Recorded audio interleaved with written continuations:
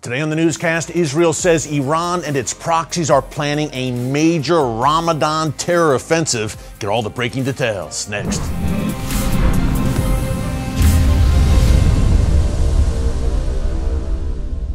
Hey folks, Eric Stakelbeck here. Welcome to the Watchman Newscast, coming to you today from New York City. And folks, we've got a lot to discuss. We've got an exclusive interview I just did in northern Israel earlier this month, breaking down who Hezbollah is, their military capabilities, what they have planned for Israel, and what comes next to the north. Before we get to that interview, a quick update. Israel's Defense Minister Yoav Gallant is warning that during the upcoming Ramadan holiday that the Iranian regime, Hezbollah, and Hamas are planning what he called Phase 2 of October 7th. Now, Ramadan kicks off on March 10th, and Gallant says that the Iranian regime will look to activate and energize its proxies, Hamas, Hezbollah, of course, but look, folks, in particular to Judea and Samaria, the West Bank, Judea and Samaria, the biblical heartland, and also, of course, the city of Jerusalem. Now, remember, Hamas's attack of Israel on October 7th, this offensive against Israel, that invasion, they deemed it Al-Aqsa flood. It's all about Jerusalem at the end of the day. It's all about the Al-Aqsa Mosque. And during Ramadan, Israeli officials are concerned that Hamas, the Iranian regime, will look to stir things up atop the Temple Mount once again. To call it the second phase of October 7th, folks, is a very, very strong statement. That shows you how concerned Israel is about Ramadan this year. So we will be keeping a very close eye on that. Of course, Israel will as well. We want to go down now to northern Israel, my interview with Sarit Zahavi. Quick mention before I do. Hey, number one, if you have not subscribed to the Watchman News channel, be sure to subscribe right here on YouTube. Click the notification bell so you get alerts every time a new video is posted. We are fast approaching 900,000 subscribers, folks. Hard to believe. We would love to hit 1 million this year, not for our glory or our edification, but the more people that see these videos, the more the truth gets out for such a time as this. So be sure to like and share. One more quick programming note. You know about our new nightly show, Stakelbeck Tonight, debuting on TBN March 25th. But also, we just launched the Stackscast, my brand new podcast. We have wide-ranging conversations with fascinating people talking about their faith, their testimony, their journey. Episode 1 was none other than WWE legend Hulk Hogan. Episode 2 just went up yesterday. Look, Spotify, Apple, wherever you get your podcasts, you can get it, the Stackscast. Sage Steele, former ESPN anchor, talking about how she defeated cancel culture. You will want to check that out. Of course, we'll also post the clips here, the vodcast version, on our YouTube channel as well. But be sure to subscribe on Apple and Spotify. Okay, without further ado, to the Upper Galilee, not far from the Lebanon border, with our good friend Sarit Zahavi of the Alma Research and Education Center, giving us an incredible breakthrough of who Hezbollah is and what they want, what comes next. She is a foremost expert, folks, in the world on the Hezbollah threat. Take a look. At the Alma Research and Education Center, and I have to tell you, Sarit, you're my go-to for all things happening in the north right now, in particular the Hezbollah threat. You're going to show us, give us an up-close look at what's happening in Lebanon right now. Do you want to lead the way? So this is the map of actually the northern borders of Israel. You can see the blue line, which is the border between Israel and Lebanon. You can see Golan Heights and the border between Israel and Syria. But actually what is interesting in this map is the demography, is the colors. Yeah. Because the yellow goes for Muslim Shiites, and you can see that's the majority of the population in South Lebanon. The green goes for Sunni Muslims, which are the majority of the population in the Syria and Golan Heights. And in Israel, in the Galilee, it's mixed. You have everybody. You have Jews, Muslims, Druze, Christians, mixed cities. And actually, the area that we are in, which is this area in the Western Galilee, it's a good example that people can actually live together. Sarit, you mentioned the Shia in southern Lebanon. Sadly, today, when I think of the Shia in southern Lebanon, I think of Hezbollah. Now, you are a foremost expert on that Hezbollah threat. We may be on the brink of war right now between Israel and Hezbollah. First of all, for everyone watching, can you lay out the capabilities of Hezbollah? This is a formidable foe. Look, we are bordering Hezbollah. We have communities which are right at the border, I mean inches away from Hezbollah. On the other side of the border, we are threatened by, I can say, mainly two different kinds of threats. The first is the aerial one, meaning rockets, missiles, drones, accurate missiles, anti-tank missiles, which are, since the war started, are launched not against tanks. They are launched against civilians. They are launched against homes. You can see the damages around us. 500 homes were already damaged in all these communities on the border. 500 This homes is since on the Israeli October. side, Yeah, since October 8th. Yes. Yes. So the day after the Hamas massacre in the south, Yes. Hezbollah launched this on October 8th. Hezbollah joined in. Yes. Gradually intensifying the amounts of attacks every day, not only Hezbollah, also Hamas from Lebanon and Islamic Jihad, but most of the attacks Hezbollah claimed responsibility for, publicly, proud of hitting Israeli civilian towns. Proud, not even denying it. Okay, that's one threat. This has been going on, and we feel like we are being hunted by these anti-tank accurate missiles of Hezbollah every day over here up north, every day. And Iron Dome is not effective against these anti-tank missiles because they are directly shot. It's for distances to up to 10 kilometers, and they are very, very accurate.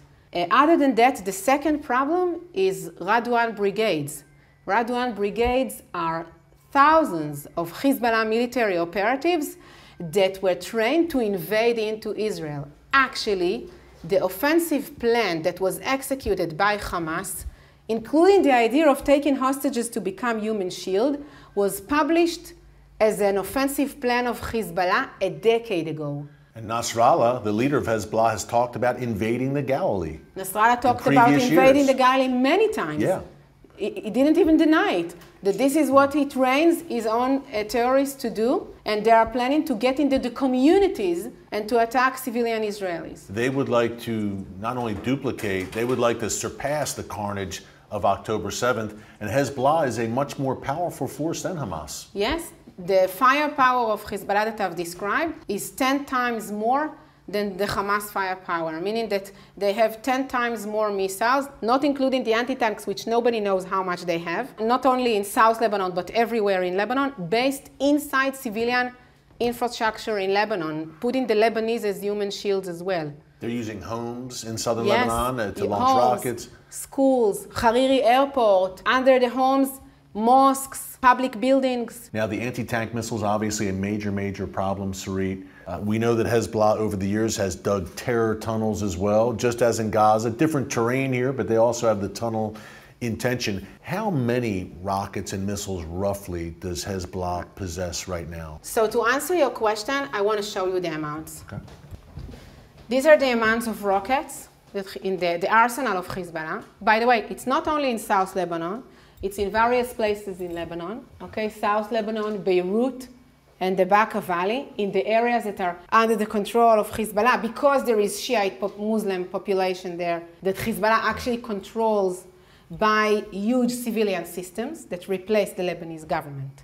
Hezbollah is pretty much, Sarit, the most powerful force in Lebanon. Yes. The entire country. Not only because of this unbelievable arsenal, but also because of its civilian infrastructure. Now, so break this down, yes, if you can. This is mortars. Mortars are for short ranges, I don't know, around 15 kilometers tops if they are positioned on the borderline itself. Most of this arsenal of mortars was meant to be used against an IDF invasion into Lebanon.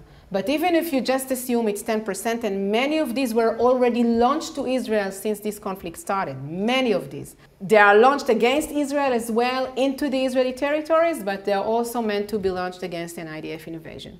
This is 65,000, then can get to various ranges of tens of kilometers from the borderline. In Israeli terms, it means Haifa, okay? The third largest city in Israel. The third largest city, seaport in Haifa as well. These two are inaccurate. And what are these? 65,000, is that rockets? Rockets. Yeah, okay. They are considered rockets. There are 5,000 more to a distances of around 200 kilometers. 200 kilometers from the border, that's Jerusalem. Understand? It's important to understand how small Israel is. Okay? And the size of the state of New Jersey, roughly.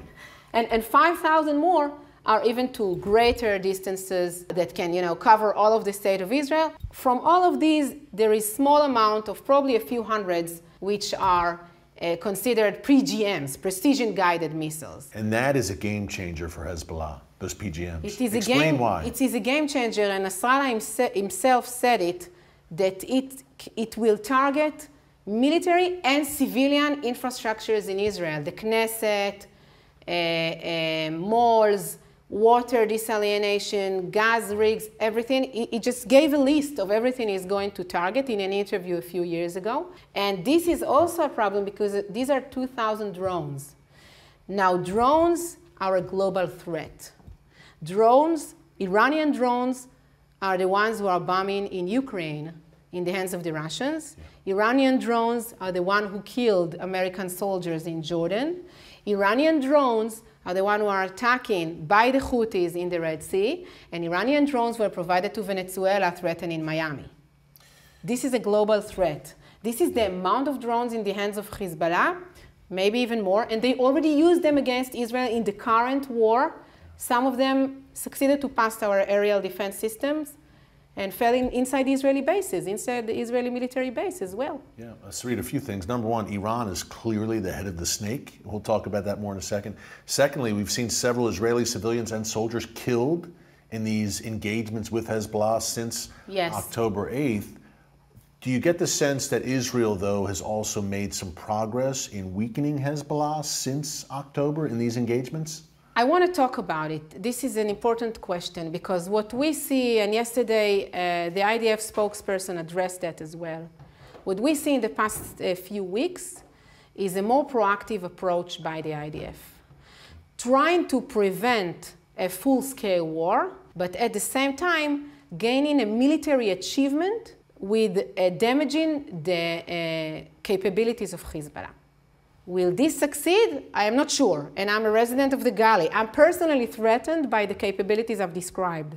I don't know if it passes through camera, but Israel has changed since October 7th. I was never afraid. I'll show you photos. These are photos of Hezbollah military operatives that I took meters away from them, all over the borderline with Lebanon during the past year. Their positions, they were taking photos of me.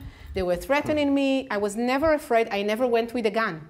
I never went with a gun. Today, every morning when I get up, I think what I can do next to my personal security. Yeah. And you've got a family. And I have a family. It's a different situation. It's something that we've never experienced because I knew everything about the capabilities of Hezbollah. I knew about the invasion plan. I always strongly believed that very quickly they will be stopped. Now I understand that this is impossible. The only way to stop them is to make sure they cannot do it. Yeah, and I guess that's a big question, Sarit, as we watch, and they have this massive arsenal that you just laid out. And by the way, the Hezbollah operative who took photos of you, our team experienced a similar situation. I entered a Hezbollah tunnel with the IDF, and we had a Hezbollah operative taking pictures of us trying to intimidate us. Exactly. But the ultimate answer here seems to be that Hezbollah must be crushed, decisively defeated, or else those tens of thousands of Israelis who've had to evacuate their homes in the north can't return home. Look, the biggest dilemma of the Israeli government today is how to balance what you just said, okay, the need to eliminate the threat, I will put it this way, and on the other hand, to avoid another front, another full-scale front, and we discussed the capabilities of Hezbollah. The IDF is trying, as I've said, to maximize the military achievement without getting to a full-scale war, but it is willing to take the risk, totally. And preparations were made, and we have 3 divisions that are deployed in the northern border, in the Lebanese border, actually. And this is, wow, like in routine, it's 1 division. So now it's 3 divisions that are deployed here, military deployed here, and daily attacks, the same way there are daily attacks by Hezbollah against us, and they started that, IDF is also attacking in Lebanon. To be honest with you, people are evacuated in South Lebanon as well, except they were not evacuated by their government. The government doesn't care. They are evacuated voluntarily. The problem is that the culture is very different. While we cherish life, they cherish death. How do you disarm a terrorist army that is entrenched in the population, that in every third home in South Lebanon, in these Shiite towns here, you have missiles? Every third home. Every third home is used for military purposes of Hezbollah. IDF already attacked 40 headquarters of Hezbollah since this war started. Most of these headquarters are inside homes. It's a conundrum, as you said, Sarit. How do you neutralize this threat? They live there. Last question along those lines. Number one, you mentioned Iran throughout our talk here. What can be done about the Iranian regime? Whether it's the Houthis, Hezbollah, Hamas, Islamic Jihad, the militias in Syria and Iraq, they are indeed the head of the snake. And secondly, hey, you're a resident, obviously, of the north, of the Galilee, and the way this is going, do you think a war with Hezbollah seems unavoidable? I want to talk about it, okay? Because I wouldn't call it the head of the snake. I would call it the head of the octopus. And this is very important because the head of the snakes implies on a chain of command. Octopus has different arms. You have an arm in West Bank, and an arm in Yemen, and an arm in Lebanon, and an arm in Syria, and an arm in Iraq, and I don't know where else. And that way, you can activate each arm in a different way, in a different timing, in a different level, in a different scale of war. What we have seen since October 7th happening is that the campaign that is described in this propaganda video of Iran actually started. Iran decided and it declared that it's going to do it. And what are we watching here, by the way, Sarit? This is a propaganda video of Iran from last April that says very, very clearly, we are planning a multi-front campaign against the state of Israel by all these militias from various places in the Middle East. This is what it says. That's it. Okay, it's a very clear message. And they started the campaign. This is in this picture, you can see the different militias that appear in the video. Probably there are more. Okay, these are the militias in the video. You can understand how much money they get from the IRGC. And I want to dedicate a minute for the Houthis, because the Houthis are, in their logo, it's death to America, death to Israel, a curse upon the Jews, which is the same sentences that you hear in the funerals of Hezbollah military operatives in Lebanon. Yeah. It's all tied together. Oh, yeah. It's all tied together. And this is a great example, the Houthi threat, Sarit, of why this matters to every American. Because right now, the U.S. military is tangling with the Houthis in Yemen, in the Red Sea. That's why I'm saying it's one campaign. Israel is perceived by the IRGC as the long arm of the United States. Yeah, Israel's the first line of defense for the West. Israel is the first, and unfortunately, we don't feel that the West understands that, because when I'm being interviewed, the banner in the screen is Israel-Hamas war. This is not about the Israeli-Palestinian conflict. The Iranians couldn't care less about the Palestinians, and what they had just done was to sacrifice the Gazians. And they plan to do it. Thanks again to our good friend Sarit Zahavi for that incredible breakdown. Folks, you see the information there on your screen. Be sure to check out her great work at Alma. No one does it better when it comes to explaining Hezbollah, again, what they want and what must be done to stop them. Great stuff from our good friend Sarit Zahavi. Hey, thanks so much for joining us here today on the Watchman Newscast. Until tomorrow, God bless you. And remember, never hold your peace. Hey everyone, thanks for checking out the Watchman Newscast. Make sure you hit the subscribe button so you never miss an upload, and tap the bell icon so you're notified every time a new video is posted. And don't forget to share your thoughts, insights, and comments below. Thanks for watching. We'll see you back here tomorrow.